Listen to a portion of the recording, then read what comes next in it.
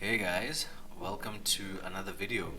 Today we have our hands on an Audi A5 Coupe or Coupe. Not sure which one's the correct pronunciation, so y'all bear with me as I'm going to be using those words interchangeably throughout the video. So I'm going to take you through the exterior, take you through the interior, the features that this particular model has, and we also get to take this one on a short drive. So I'll be telling you how it feels, the steering, the suspension, the power, all that good stuff is in this video. So y'all stick with me till the end. Don't forget to like, share, subscribe as we go through this video, and yeah, sit back and enjoy the ride, guys. Jumping straight into this car, I mean, I could freeze the frame right here, guys, and just talk about this car for 20 minutes, and I don't think you guys would get bored at all from just looking at it. It is not a boring car to look at. It's kind of hard to believe that this is just an A5, like it's an ordinary A5. It's not the RS5, it's not an S5. This doesn't even have the S-Line package. Like, you will see no S badging around this car. It's as basic as Audi A5 Coupes get, and that in itself is a big wow for me, because you're buying basically the basic car, which looks amazing. I mean, just look at it, it looks amazing, and this is basic. Who knew basic could be this beautiful? I say basic, but if you know your German manufacturers, you're probably giving this video a side eye right now. You're like, really? Basic? You get all the nice things as basic from a German manufacturer? And yeah, this is an Audi. You're gonna have to option in some stuff if you want it to be really, really nice. For example, let's take a look at the front of the car. It looks clean, it looks nice, you know, really simple, big grille, sleek lights. It looks nice, it looks clean. Looks a little too clean for my liking. We're gonna take a closer look at that grille, or rather that front, in just a little while.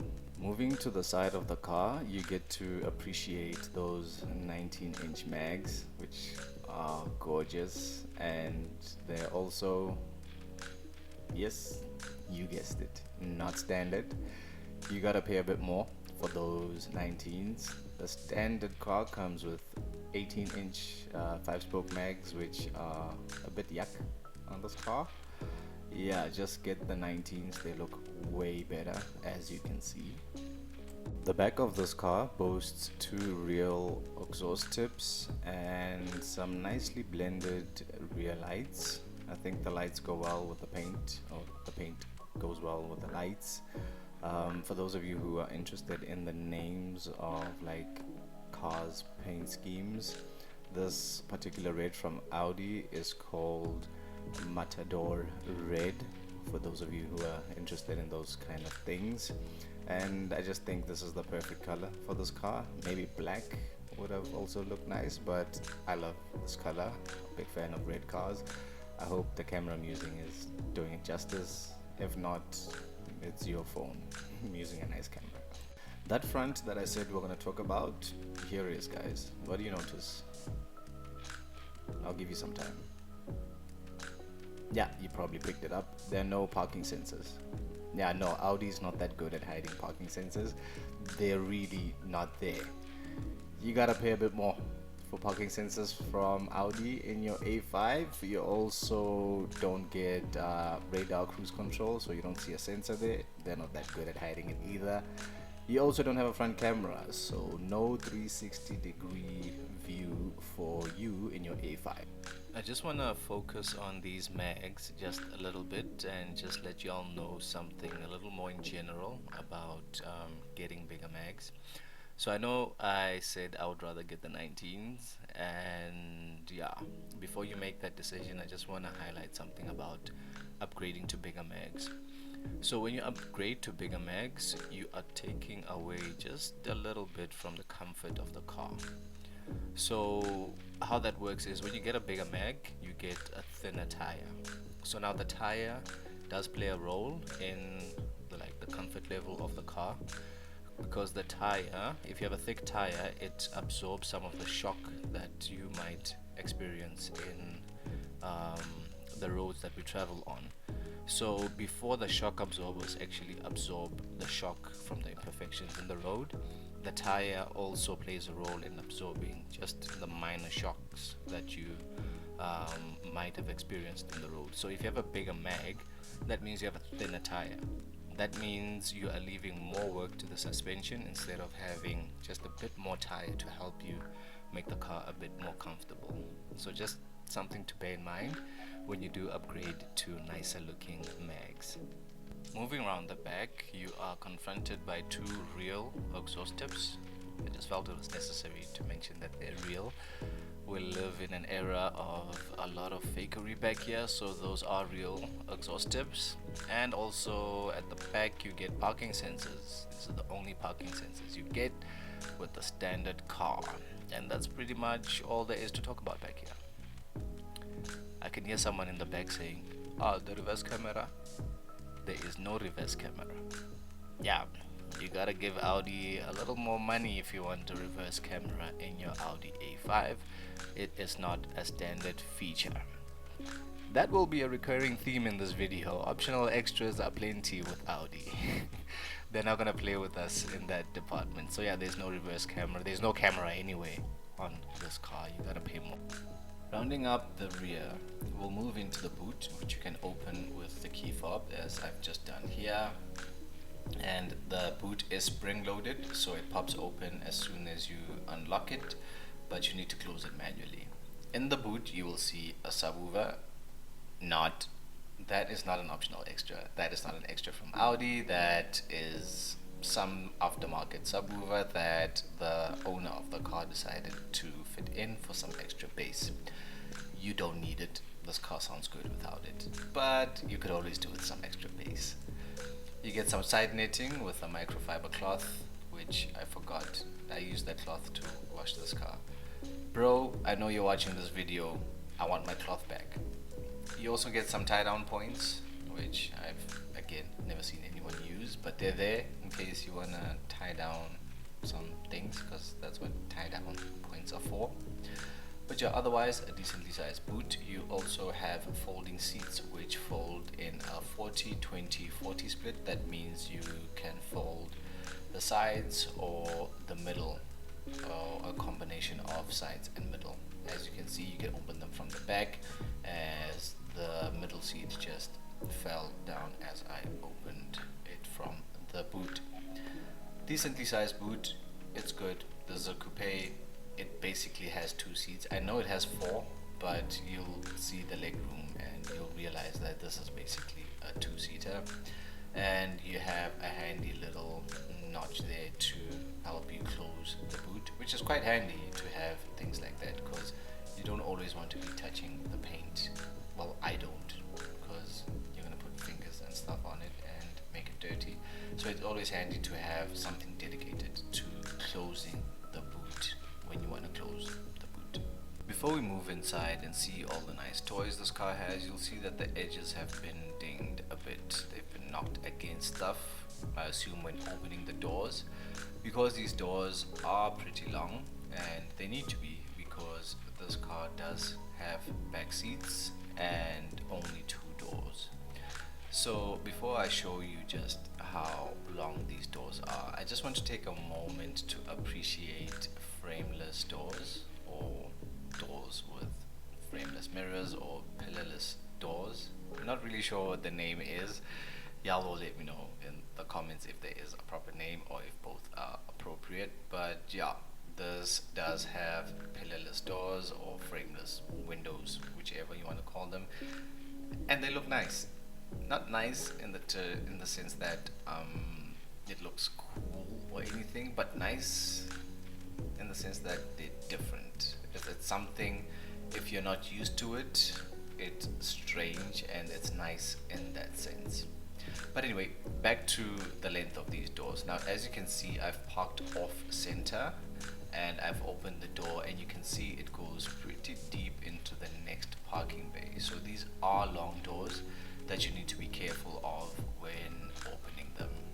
Preferably open these doors when sober, which you will be, because you're a law-abiding citizen, right? You wouldn't be drinking and driving, right? You wouldn't be, right? I know you wouldn't. But anyway, moving swiftly along before some of you unsubscribe for me giving you a guilty conscience. The engine bay looks pretty neat, pretty cramped, looks pretty full. Like, I wonder how they fit like their V6s and stuff in the same engine bay, but that's for the engineers.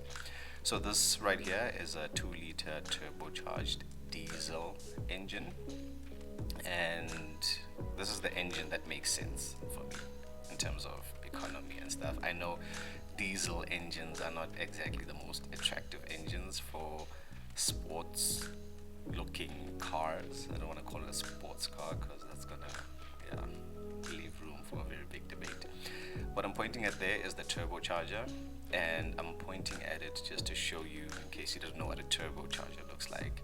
That is a turbo, and I'm saying this because I get the impression sometimes that turbo is a term that people think manufacturers use just to explain that a car is a faster version of a car.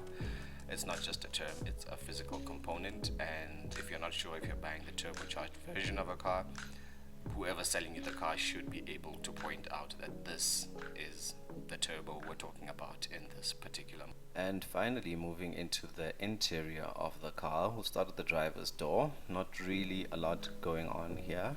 Basic buttons for locking and unlocking doors. For the windows, obviously electric, boot release, basic stuff, clean, simple. Moving to the steering wheel, you get a multifunction steering wheel, nicely contoured.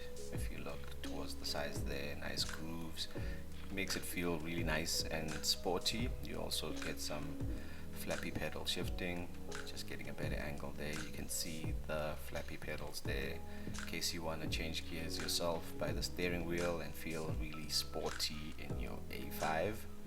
You also get basic buttons on the multifunction steering wheel, like volume control, answering your phone, menu for the instrument cluster, and you also get cruise control in this car. And as you can see, there's a lever there to control your cruise control. Steering wheel also has an airbag.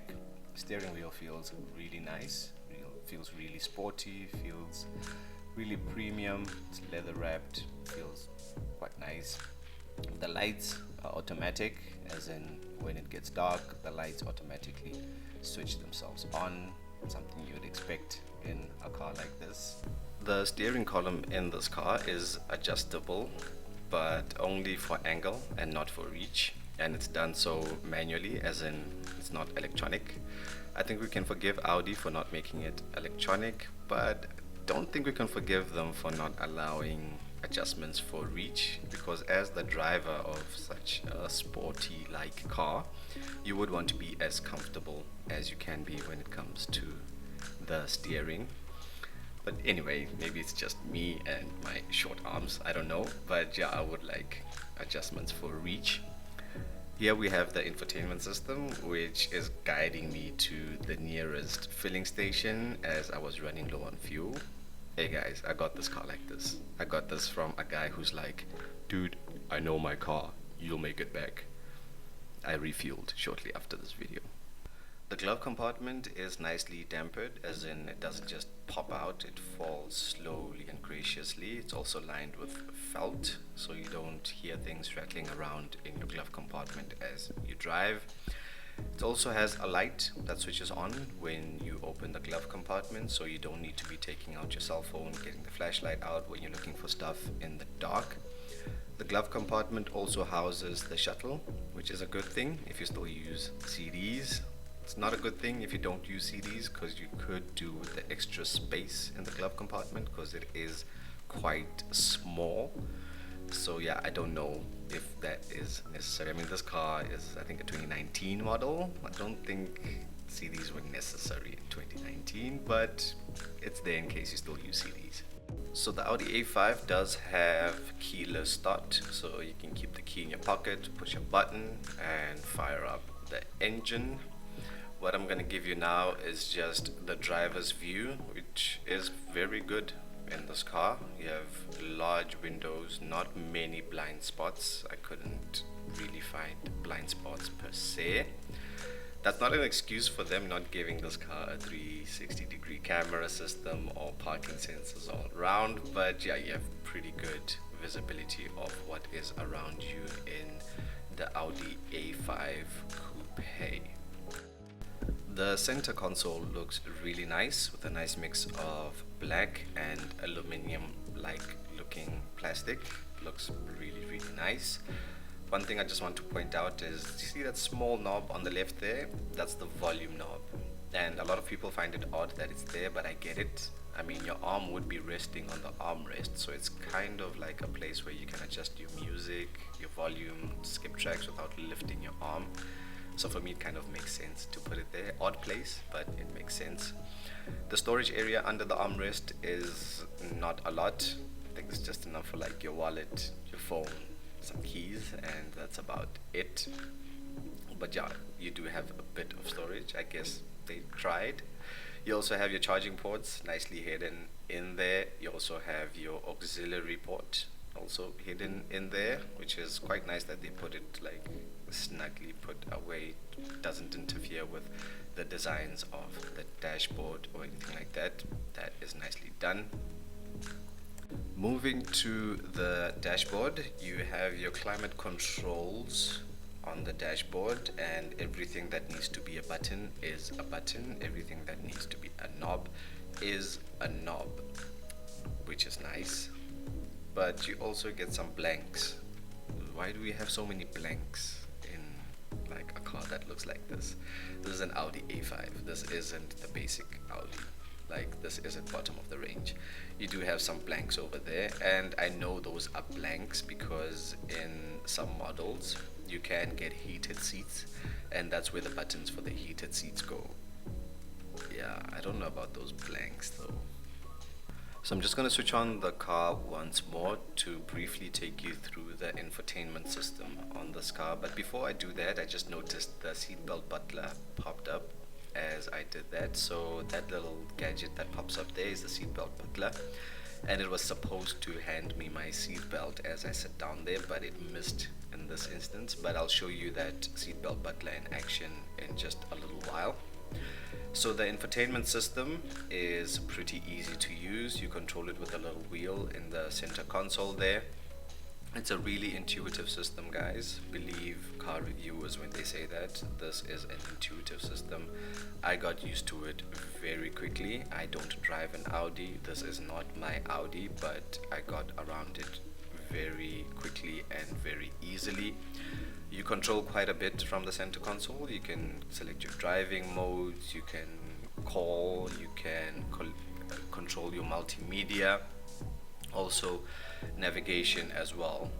This model does have Android Auto and Apple CarPlay, so you can just use that instead of the navigation system that is built into the car. Now, one thing you do not get in this car is ambient lighting on the inside, which is kind of disappointing because Audi is pretty good with their lights. I think they pioneered the daytime running lights, if I'm not mistaken. Yeah, it's kind of disappointing to see a car from 2019 not having ambient lighting. So here's that seatbelt butler handing me my seatbelt. It is a nice feature. As you can see, the seatbelt is quite far back in this car, so it is nice to have a seatbelt butler hand you your seatbelt when you sit down. Nice touch of luxury, nice touch of convenience and practicality in a coupe, which is not very known for practicality, but yeah, you have a seatbelt butler in your Audi A5 Coupe. Moving to the back of the car, you need to move one of the seats out of the way to get to the back, and you do that manually. There's no electricity in these seats. There's actually a lot of things you don't get as standard. You don't get lumbar support. Now, I reviewed a Dodge Caliber just earlier in my channel. That car comes standard with heated seats. It comes standard with the driver's seat being electric. It also comes standard with seats that have lumbar support. You have to pay for all of those things individually in your A5. You have to pay for lumbar support. You have to pay for powered front seats. And they take it a step further to charge you a bit more if you want your power seats to have a memory setting. Audi won't play with you when it comes to extras. All of those things are extra. So this particular car that I'm reviewing doesn't have lumbar support. You have to move the seat out the way manually. It doesn't have any power, so that means you need to adjust the seat front and back manually. No heated seats, as you saw. The space where the heated seat button was supposed to be is a blank.